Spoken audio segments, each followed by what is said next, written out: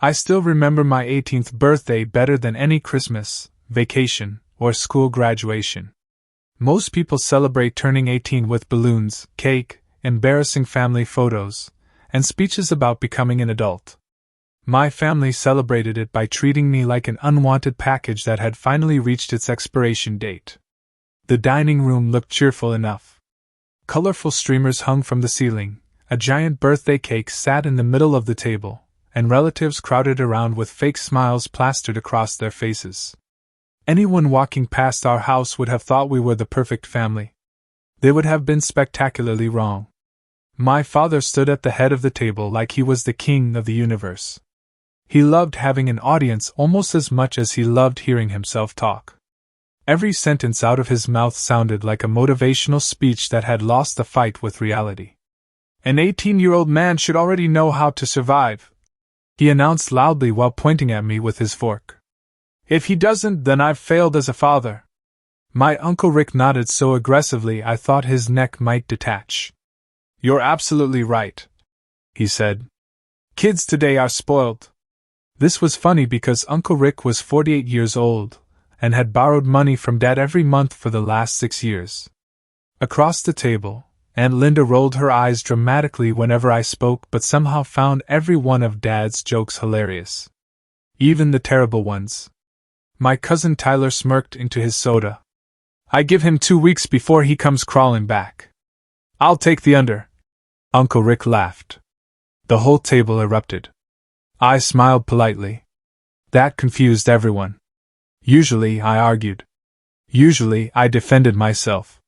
Usually I reminded Dad that I'd worked 2 part-time jobs while finishing high school, paid for my own clothes, and even bought groceries whenever I could. Not today. Today, I simply watched. Dad noticed my silence and mistook it for fear. He loved that. He slowly reached into his wallet, dramatically pulled out a single crisp $100 bill, and flicked it across the table. It floated through the air before landing against my chest and falling into my lap.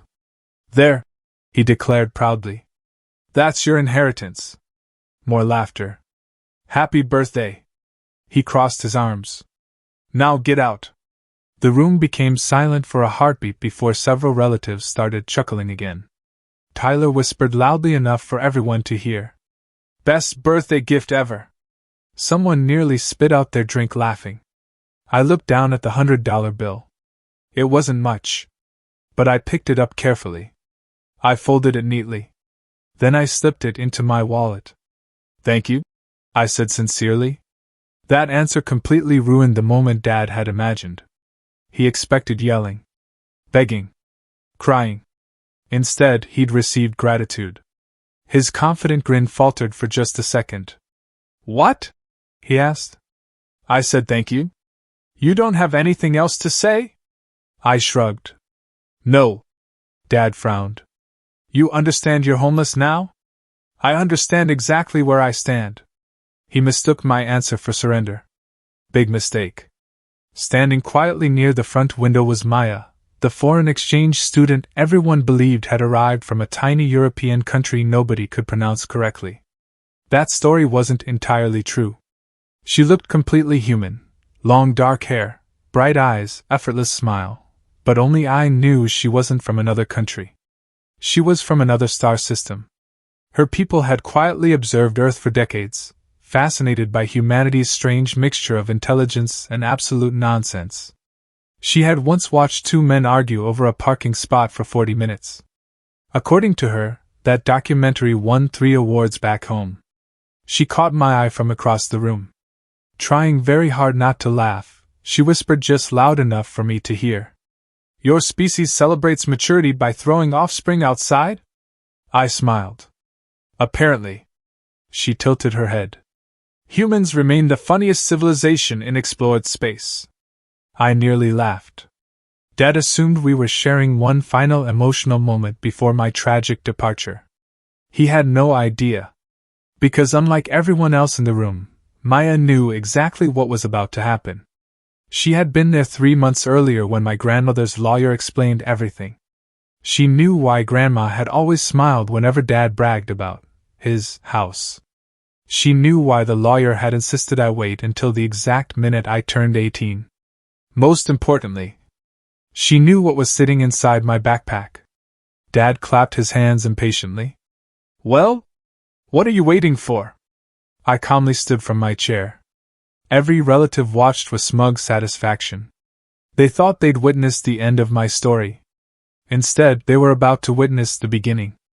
Without saying another word, I reached into my backpack. My fingers wrapped around a thick sealed envelope. I placed it gently on the dining room table directly in front of my father. His confident smile returned. Oh? He chuckled. A goodbye letter? I looked him straight in the eyes and smiled wider than I had all evening. No. It's your eviction notice.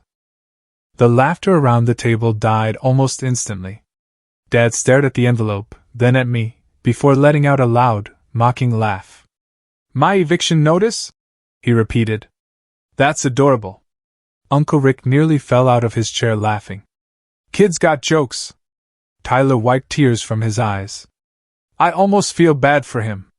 Dad picked up the envelope with exaggerated confidence and tore it open. Several neatly organized documents slid onto the dining room table. He glanced at the first page. His smile didn't disappear immediately. It simply paused. He turned to the second page. Then the third. His eyebrows slowly pulled together. He flipped back to the first page again. The room grew strangely quiet. Aunt Linda leaned forward. What is it? Dad didn't answer. Instead, he adjusted his reading glasses, something he only did when the words in front of him refused to cooperate with his ego. This? He muttered. This can't be right. I folded my arms. It is. He looked up sharply. What kind of prank is this? No prank. He continued reading while everyone else exchanged confused looks. Finally, Uncle Rick grabbed one of the papers. His confident grin vanished almost as quickly. What the? Tyler reached over his shoulder. His face turned pale. Wait, what? The first page was Grandma's signed will. The second contained the deed to the house. The third explained exactly when ownership would transfer. At precisely 12:01 a.m. on my 18th birthday. Today. 37 minutes earlier. Dad suddenly stood up so fast that his chair crashed backward onto the floor. No! This house is mine! It has always been mine! I shook my head. No. You've just been living here. Grandma had purchased the home decades before Dad married Mom. When Mom passed away, Grandma quietly changed her estate plan without telling anyone except her lawyer. She had seen exactly how Dad treated people. Especially me. She believed a house should belong to someone who knew how to build a home, not someone who ruled it like a dictator. Dad grabbed another document. His hands were shaking now. This signature. It's real. The lawyer forged it. As if the universe had perfect comedic timing, my phone buzzed. I smiled. Right on schedule. I answered the video call and placed the phone in the center of the table. Grandma's attorney appeared on the screen. Good evening, everyone. His calm voice somehow made everything even funnier. Mr. Harrison, he said, looking directly at my father. I assume you've opened the documents. Dad pointed angrily. This is fraud. The lawyer didn't even blink. The documents were signed 6 years ago. They've been notarized. They've been registered. And as of 12:01 this morning, ownership legally transferred. Silence. Complete silence. Then the lawyer added one final sentence. So legally speaking. He checked another paper. You are no longer the homeowner. I couldn't help smiling. Dad looked like someone had unplugged his brain. Tyler slowly whispered. So, we don't live here anymore? Uncle Rick immediately stepped away from Dad as though bad luck might be contagious. I always liked the kid, he announced. I raised an eyebrow. Really? Oh, absolutely. I've been saying for years your father was too hard on you. Aunt Linda nodded so quickly I thought she'd hurt herself. Me too. You've always been my favorite nephew. You called me lazy yesterday. Constructive criticism. Maya quietly covered her mouth, trying not to laugh. She leaned close enough that only I could hear. On my planet, if someone accidentally evicts themselves, they're required to perform stand-up comedy for an entire year. I grinned. Maybe Earth should adopt that law. She giggled. I'd buy front-row tickets. Dad ignored everyone and stormed toward the hallway. I'm calling the police. You do that, I replied. They'll probably ask whose house they're standing in. He froze. The realization hit him again. He slowly looked around the dining room as though seeing it for the first time. Every wall. Every window. Every piece of furniture Grandma had bought. None of it belonged to him anymore. At that exact moment, Uncle Rick quietly picked up one of Dad's suitcases sitting near the stairs. Where should I put this? He asked me. I couldn't resist. The front porch seems appropriate. Tyler burst into laughter. Even Aunt Linda snorted before quickly pretending to cough. Dad looked horrified. You're moving my things? I smiled politely. No. I'm allowing helpful volunteers. Within seconds, the relatives who had spent the entire evening praising my father suddenly became the world's most enthusiastic movers. One grabbed his golf clubs. Another carried his favorite recliner. Someone even unplugged his television. Dad spun in circles, pointing wildly. Stop! You can't touch that. I shrugged. I suppose that's something the homeowner should decide. For the first time in my life, the loudest man in the house had absolutely nothing to say. Dad spent the next 20 minutes discovering that panic burns more calories than exercise. 1 minute he was threatening lawsuits. The next, he was insisting the whole thing had been a misunderstanding. My son, he said with a nervous laugh that fooled absolutely no one. You know I was joking. I blinked. Really? Of course. That's just our family humor. I looked around the room. Funny. Nobody laughed when I was the punchline. The relatives suddenly found the wallpaper fascinating. Dad hurried into the kitchen and returned carrying the birthday cake. Come on, he said. Let's start over. He lit the candles himself. His hands shook so badly that he almost set the frosting on fire. Happy birthday, son. The word son sounded unfamiliar coming from him. Usually he preferred kid freeloader or problem. I smiled politely. You already celebrated. His smile froze. I can do better. I know. Then, I chose not to. That hit harder than any insult ever could. Maya quietly stood beside me, watching the performance with the curiosity of someone observing an unusual animal in the wild. She leaned toward me. Is this normal Earth behavior? Oh, this is only the deluxe edition. Dad cleared his throat. I've been thinking. That's new, Uncle Rick muttered before realizing everyone had heard him. Dad shot him an angry glare. Uncle Rick immediately looked at me. I've always liked your sense of humor. An hour ago you bet I'd be homeless. I was supporting local entertainment. Maya couldn't hold back anymore. She laughed. Not a polite giggle. A full, uncontrollable laugh that echoed through the dining room. Everyone stared at her. I'm sorry, she said between breaths. Your species is incredible. Dad frowned. What does that mean? She smiled innocently. On my world, when someone insults the future owner of their own home, they're required to apologize by polishing every floor in the house. Tyler raised an eyebrow. Seriously? No. But it should become law. Even Aunt Linda laughed at that. Dad ignored the joke and turned back toward me. I can help around here. Oh? I'll mow the lawn. You've always hated yard work. I've changed. I'll cook breakfast. You burn cereal. I'll clean. You hired someone to dust your office because you said vacuums were too noisy. His shoulders slumped. Every promise sounded more desperate than the last. Then inspiration struck him. I'll become the gardener. Uncle Rick burst out laughing. You killed a plastic cactus. It was defective. There is no such thing as a defective plastic plant. The room exploded with laughter.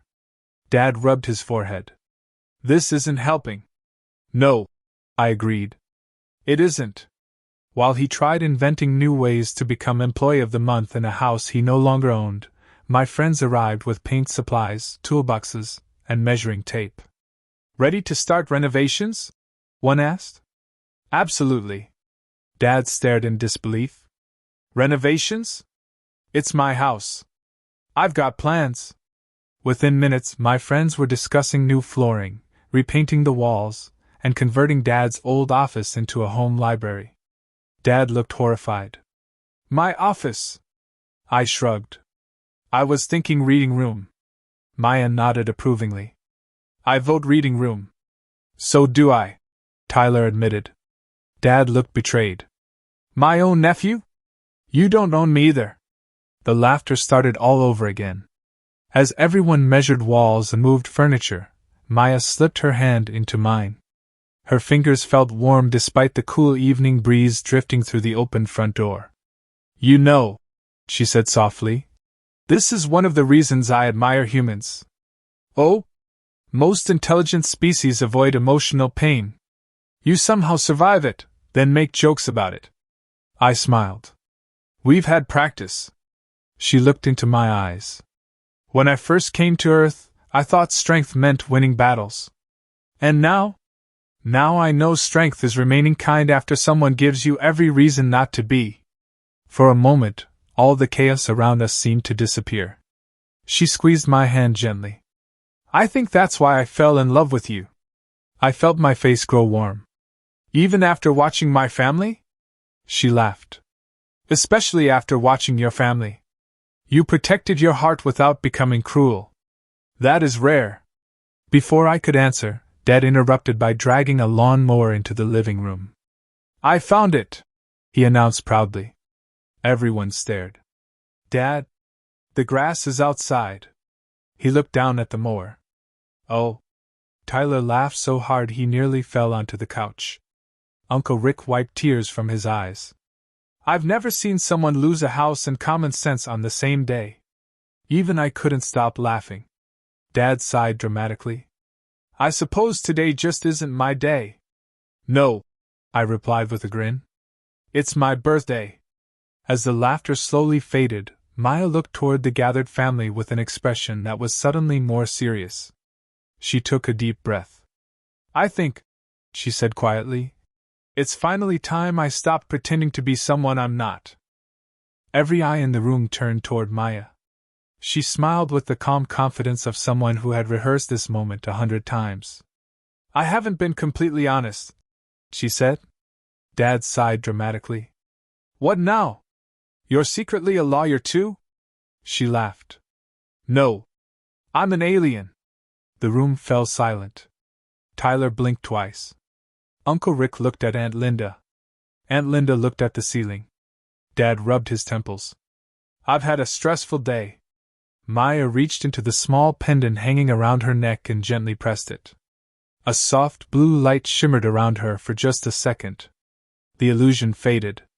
Her eyes glowed with tiny silver patterns, faint constellations appeared across her skin like living starlight, and a delicate halo of shimmering energy surrounded her hair. Nobody spoke. Nobody even breathed. Then Uncle Rick quietly whispered, Well, that explains the accent. The room erupted into laughter. Even Maya laughed. I practiced that accent for 8 months. Tyler shook his head in disbelief. So, aliens are real? They've been real for a very long time. Dad pointed toward her. Can your people help me? She tilted her head. Help you? I mean, with housing. You know.